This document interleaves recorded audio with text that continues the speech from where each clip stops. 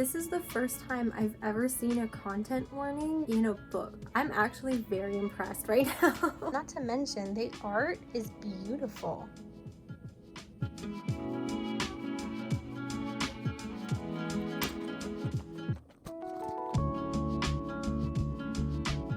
I'm on chapter 20 of A Rivalry of Hearts by Tanya Odette. I'm enjoying it so far. It's cute. I've seen it described as a cozy fantasy romance, and I can totally see where everybody gets that from. I think the author herself is a very eloquent writer. She's very good at stringing sentences together and making it sound smart. I find I'm having a harder time getting motivated to open up the book. I think it's just because it's one of those books where if it was physically in my hand, I would feel more of a pull towards it. Sometimes you just have those books that you need the physical pages to turn. I don't know how else to describe it. The whole book kind of surrounds itself around smut because Edwina, the main character, is an author herself of smutty books. It makes sense then for the book to kind of talk about it a lot. And her love interest, it is an enemies to lovers, is William, and he is kind of like a rival author, and then together they're kind of just going on their own adventure, fighting their feelings for each other. I like it when characters really try and fight their feelings. I will say though,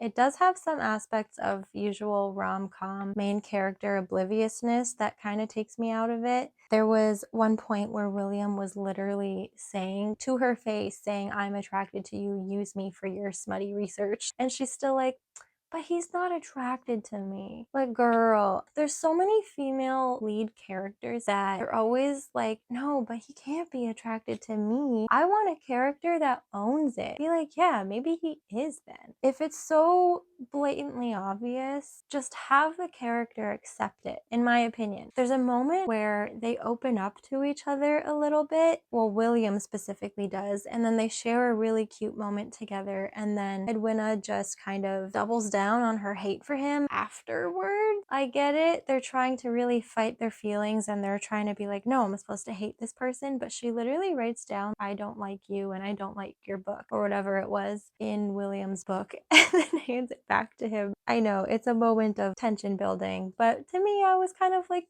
you just shared that moment and then you're gonna do something mean? That kind of took me out, but honestly, it wasn't that big of a deal. But I will say the aspect of consent in this book is so nice. Talking as if like, hey, only do it if you really want to. The minute you're questioning it, you're not really into it, you can say no. You can always find somebody else. Stuff like that is really nice. And I think very important in books like this, especially because growing up when I was reading books, there was kind of none of that. There was a lot of toxic masculinity and a lot of misogyny of like, oh, well, the woman has to kind of cater to what the man wants anyway. So this is really refreshing to see. I wish I had this growing up. Also, it's chapter 20 and there was literally like no smut. It's just the building of tension between Edwina and William. But now I'm kind of excited to see what happens. My Kobo's doing the same thing that it was doing when I was reading Forget Me Not by Julie Soto, where every other chapter or every few chapters, the font size will get really small. This is, honest to God, probably the most realistic romance novel in terms of emotions that I have come across. If you've read the book, all I'm gonna say is it's the book club scene. I'm like giggling and kicking my feet. It's getting closer. Oh my god. She's gonna go run to catch him now.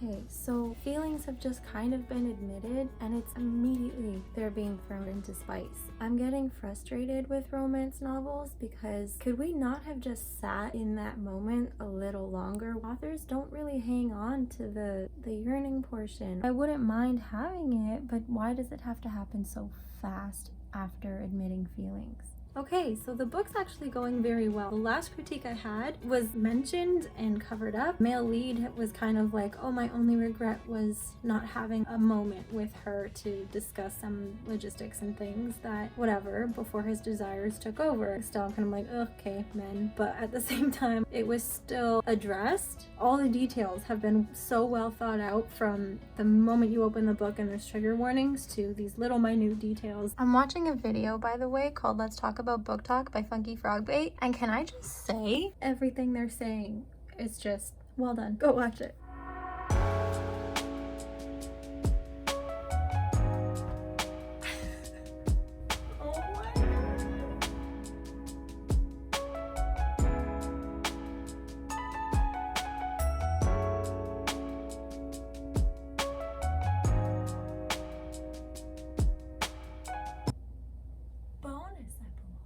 Luna and William's story may be complete, but Daphne and Monty's romance is just getting started.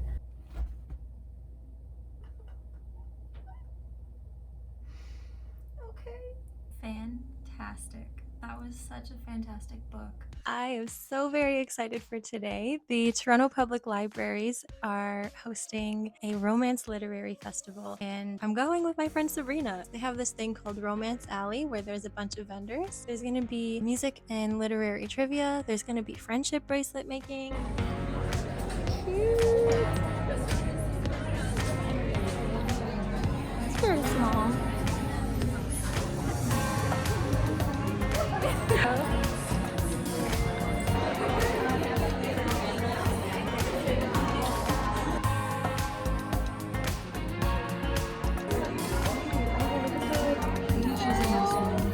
That? Look at these mummies.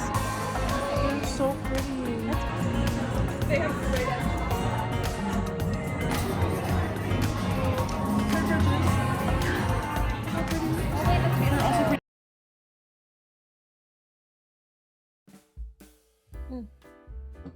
That's refreshing. Do you like what I got from one of the book vendors? I got little berets? I don't know.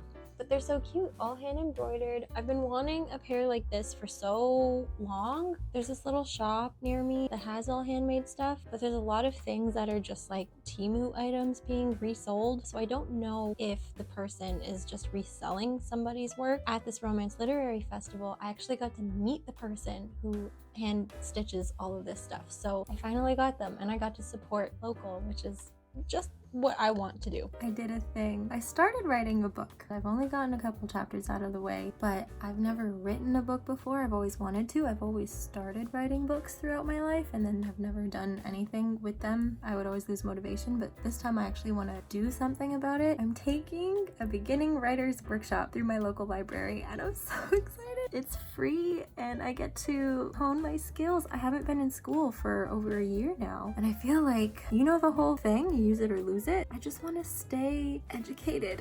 I still just want to put my skills to use. I don't want to lose all this. I don't mind taking courses just for the sake of taking courses now.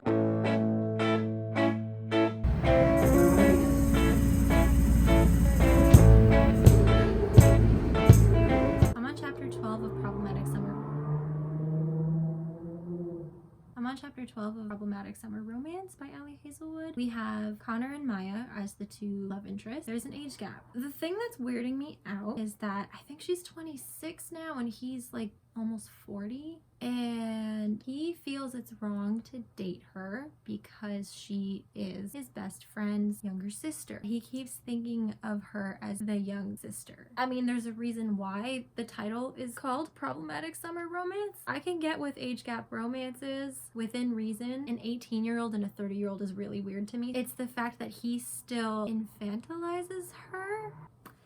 That's weird. I was wrong. She was 23. I'm not sure how I feel about this age gap and the infantilization of hers. I don't want to tie you up now. I don't want to do the thing. How immature Maya gets when she's competitive is kind of ick and alludes to childishness that she's trying to not portray.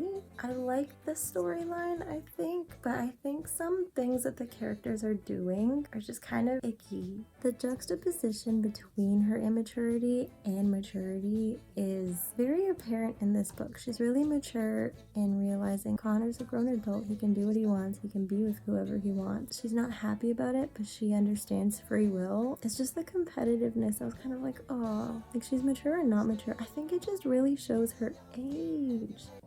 So there's a little flashback at chapter 19, and I'm just gonna say that could be a trigger warning for somebody because consent was not really consent. It was kind of coercion disguised as consent. And the last Ali Hazelwood book that I read, consent was great. This one, debatable.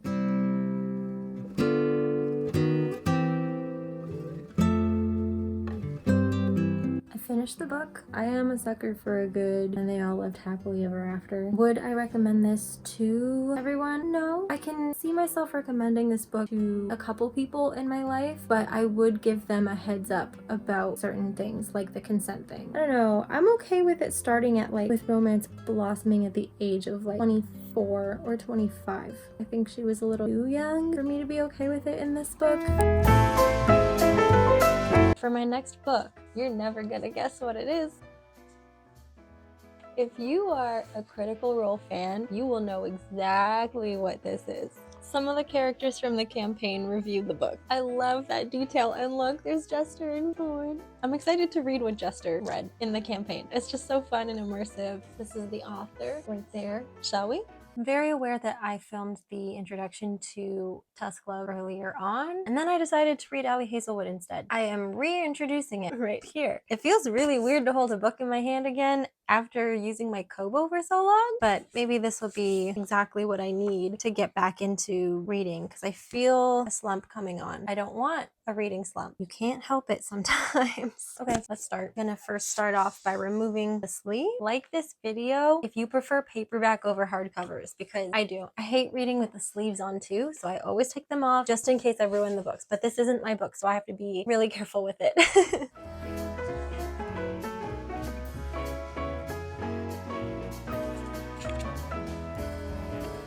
I forgot I need to pick a bookmark. This is my bowl of bookmarks. I've got bookmarks that I've made. Let's go through them. Does Tusk Love feel like this one? No. This one? Maybe.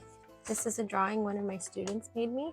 She's really cute. Oh, Alaris. Ooh, that could be good. Okay, I'm gonna set that aside too. Lily of the Valley. So my best friend got me this bookmark for my birthday last year, and it's in reference to my Pathfinder character, Laura Roanoke. My mom got this for me when she went to Vienna. Ooh, magnetic one's always good. It's a I'm reading, because I can't stand when people interrupt me when I'm reading. It's one of my pet peeves. All the leftover bookmarks that I never laminated. And then there's another magnetic one with tea bags. I have a bunch more not in this household right now. Oh, and my dad's really obsessed with 3D printing, so he 3D printed me this page holder that you can read with one hand. Actually, maybe I'll use that for this. And then I've got one smaller one and one big one. So if I'm snacking, I can hold the book open like this. So far, this one hasn't been that helpful because every time I have to turn a page, I have to touch the book anyway, so these ones have not been used very often. This one feels the way this picture looks, but this one's really fantasy, and Tusk Love is fantasy. I couldn't pick which bookmark to use, so I put it up on my Instagram story. Stuck between these two. We're gonna see what the people want.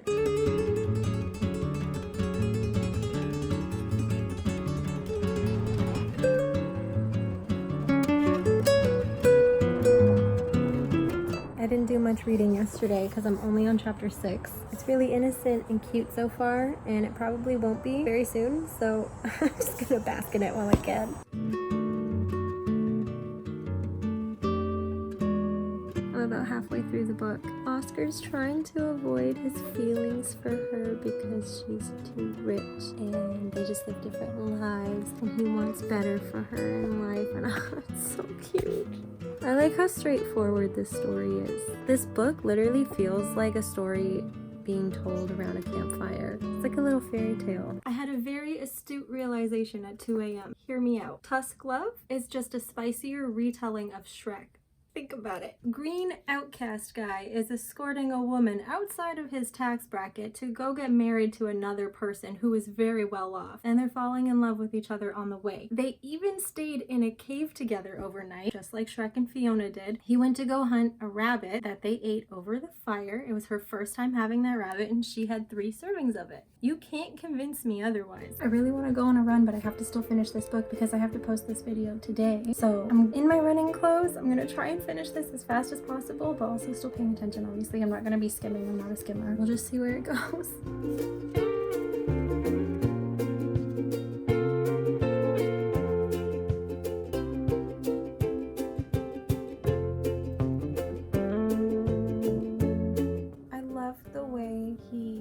talks to her, the way he just explains herself to her. He just has this unabiding acceptance of her, and he likes her just the way she is. It's really, really cute. I'm tearing up a little because he loves her so fiercely but so gently, and he protects her so fiercely too. I'm only on chapter 30. I don't think I'm gonna finish this in time, but do know I do recommend it, I think, more than the last 2 books that I've read. My ranking for this video is going to be Dusk Love, Rivalry of Hearts, then Problematic Summer Romance. In terms of storytelling, this one takes the cake for sure. Even if you accidentally clicked on this video, I do truly appreciate you being here. If you want to see more of my self-growth healing journey, then please like this video and subscribe. I hope you have a lovely day, night, evening, afternoon, morning, wherever you are. See ya.